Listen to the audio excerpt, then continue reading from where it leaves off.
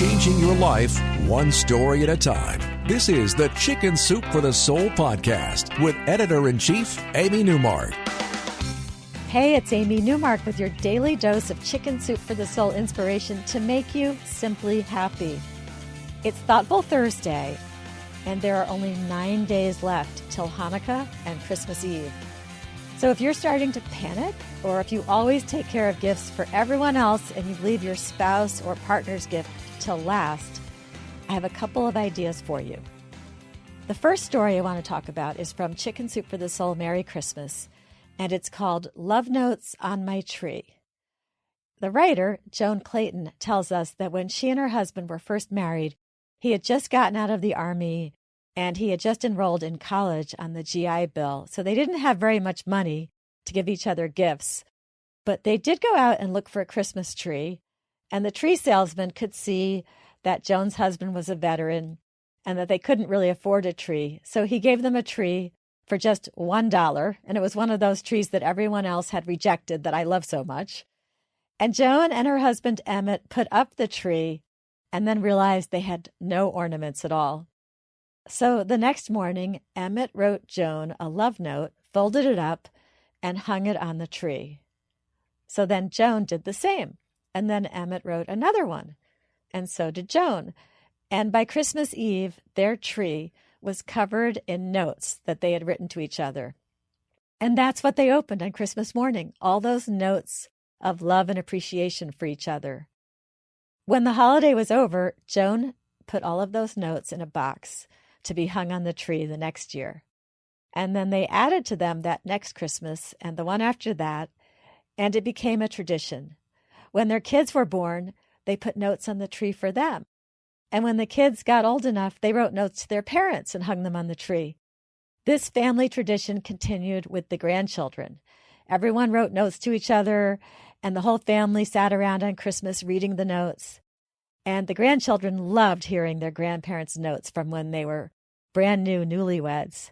And now, this tradition that Joan and Emmett started has moved on to their great-grandchildren. So that first love note that Emmett wrote to Joan has turned into a legacy that has lasted 4 generations. So that's an idea for a fun, easy thing you can do for your partner or spouse. And here's another fun idea, and this one comes to us from Courtney Conover. She wrote about this idea in a story called The Christmas Contest in our book, Chicken Soup for the Soul, The Gift of Christmas. Courtney says that she always found it a little stressful to shop for her husband, Scott. Not because he was at all demanding, but because she just wanted to wow him each year.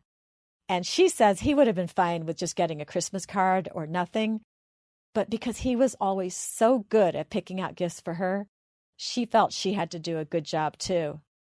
So one morning, one year in late November, Courtney and Scott were talking about Christmas, and she told him she really didn't want or need anything, and he said he didn't want anything either. But they thought it would be weird to give each other nothing at all. And Scott suggested that maybe they could have a spending limit, and he suggested they spend $77.77. And that price had to include even the wrapping paper. Whoever came closer to having spent $77.77 would be the winner. And that number didn't come out of thin air. They actually loved the number 7, and they had gotten married on July 7th, 2007, at 7:07 p.m. So 7777, 4 sevens.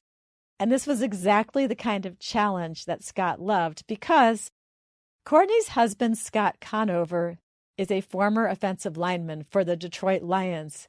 He loves a good competition, and if it involves a score and numbers, that's even better. So Christmas morning arrived a month later, and Courtney was feeling pretty good about her gift for Scott. She had exceeded their price limit by only $2.40, and she had found a great gift. She gave Scott, who loved brandy, a hardcover coffee table book about the history of brandy and a brandy snifter from Tiffany that was designed by Elsa Peretti. And it was a wonderful gift, and she was really excited that she had only gone over by $2.40.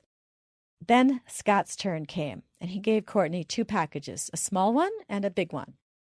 She opened the small one and she found a white shadow box, and inside it was her most prized pair of track spikes, the ones that she had worn during her final track meet in high school almost 15 years earlier.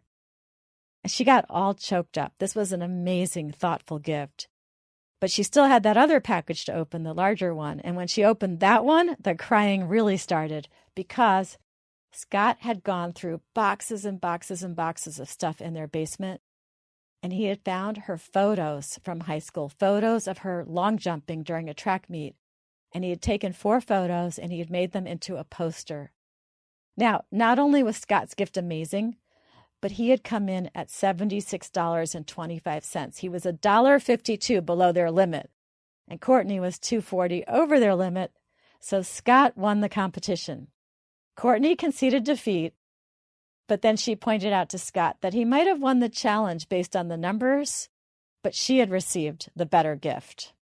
So I hope you enjoy those 2 ideas. My husband listens to my podcast every day, and we do it 10 days till Christmas, so I'm going on record right now that if he wants to do the same thing, we can do that. He just has to pick a meaningful number, and I'm in. I'm Amy Newmark. Thanks for listening to the Chicken Soup for the Soul podcast today. If you want to check out our Christmas books and our tips for gift giving, please go to our website, chickensoup.com. Tomorrow is Friend Friday, and I'm going to introduce you to Dr. Lois Przlowski, a psychologist who specializes in autism. We're going to talk about what the holidays are like for kids and adults on the autism spectrum so that we can be a little more understanding and knowledgeable and less judgmental if we see a kid having a meltdown.